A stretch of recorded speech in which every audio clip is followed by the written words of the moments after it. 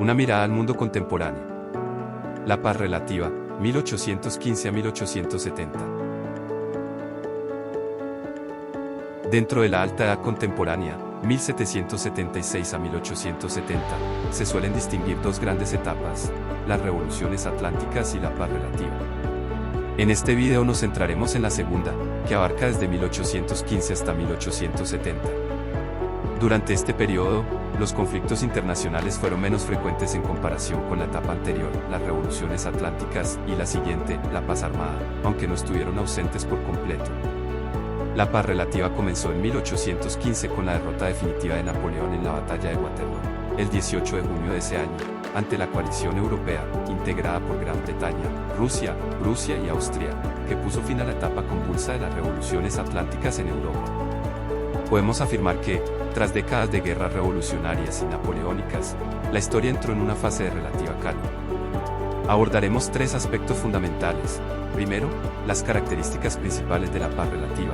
Segundo, las causas que propiciaron este periodo de estabilidad internacional. Y finalmente, los acontecimientos más importantes que marcaron estas décadas.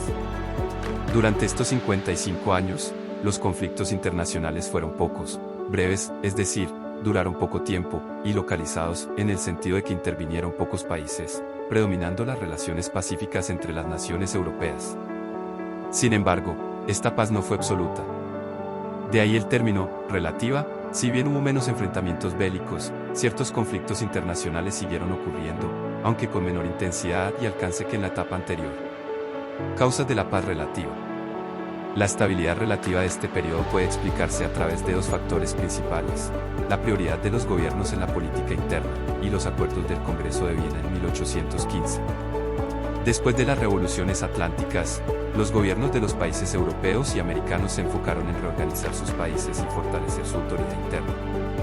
En Europa, la meta era restaurar o evitar la instauración de regímenes liberales inspirados en la Revolución Francesa y la etapa napoleónica. Muchos monarcas intentaron volver a los sistemas tradicionales de gobierno y frenar la expansión de las ideas revolucionarias. En América Latina, los nuevos estados independientes debían consolidarse, establecer fronteras y definir sus sistemas políticos y económicos. Las guerras de independencia habían dejado una estructura estatal frágil, lo que llevó a constantes conflictos internos y enfrentamientos entre países vecinos. Debido a esta concentración en la política interna, los conflictos internacionales pasaron a un segundo plano para la mayoría de las naciones. Otro factor clave en la estabilidad internacional fue el Congreso de Viena, donde las principales potencias europeas establecieron un nuevo orden mundial basado en tres principios fundamentales: el principio de legitimidad, el principio de equilibrio, y el principio de intervención.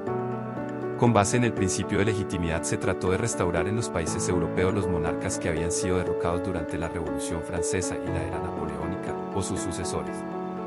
Por medio del principio de equilibrio se pretendía evitar que una sola nación alcanzase tanto poderío que se convirtiera en una amenaza para el resto de países europeos, como había ocurrido con Francia bajo Napoleón. Para ello, se reajustaron las fronteras europeas de algunos países. A través del principio de intervención se aprobó a las potencias europeas el derecho de intervenir en países donde estallaran revoluciones que amenazaran la estabilidad del orden establecido. De estos tres principios, el principio de equilibrio fue el más determinante para la paz relativa, ya que permitió mantener el statu quo en el escenario internacional y prevenir grandes conflictos entre potencias. Acontecimientos internacionales relevantes. Aunque se trató de un periodo de relativa estabilidad, la paz relativa no estuvo exenta de eventos históricos de gran importancia. En primer lugar, la restauración en Europa, 1815 a 1830. Este proceso tuvo como objetivo restablecer el orden político anterior a las revoluciones atlánticas. Para ello, se aplicaron los principios de legitimidad e intervención establecidos en el Congreso de Viena. Sin embargo, estos intentos encontraron oposición por parte de movimientos revolucionarios liberales que, en distintos momentos, 1820, 1830 y 1848, desafiaron el orden monárquico en varios países europeos. En segundo lugar, la reestructuración en Iberoamérica. Tras la independencia de los países latinoamericanos, surgieron conflictos fronterizos entre las nuevas repúblicas, especialmente entre las antiguas colonias españolas. Muchas de estas disputas derivaron en guerras y conflictos diplomáticos. En tercer lugar, la Guerra de Secesión en Estados Unidos, 1861-1865. Este conflicto interno enfrentó a los estados del norte, industriales, centralistas, democráticos y abolicionistas, contra los del sur, agrarios, federalistas, aristocráticos y esclavistas. Su desenlace consolidó la unión del país y marcó el fin de la esclavitud en Estados Unidos. En cuarto lugar, la Revolución Meiji en Japón, iniciada en 1867. Este país experimentó un cambio radical con la modernización impulsada por el emperador Mitsuhito. Esta revolución, considerada la primera de tipo atlántico en Asia, transformó al país en una potencia industrial y militar. Por último, las unificaciones de Alemania e Italia, concluidas en 1870. El siglo XIX fue testigo de la consolidación de dos nuevas potencias en Europa, Alemania e Italia. Tras siglos de fragmentación, ambos procesos unificadores culminaron en 1870, lo que alteró el equilibrio de poder en el continente y puso fin a la paz relativa. En resumen, la paz relativa fue un periodo caracterizado por la estabilidad internacional, aunque con ciertos conflictos limitados.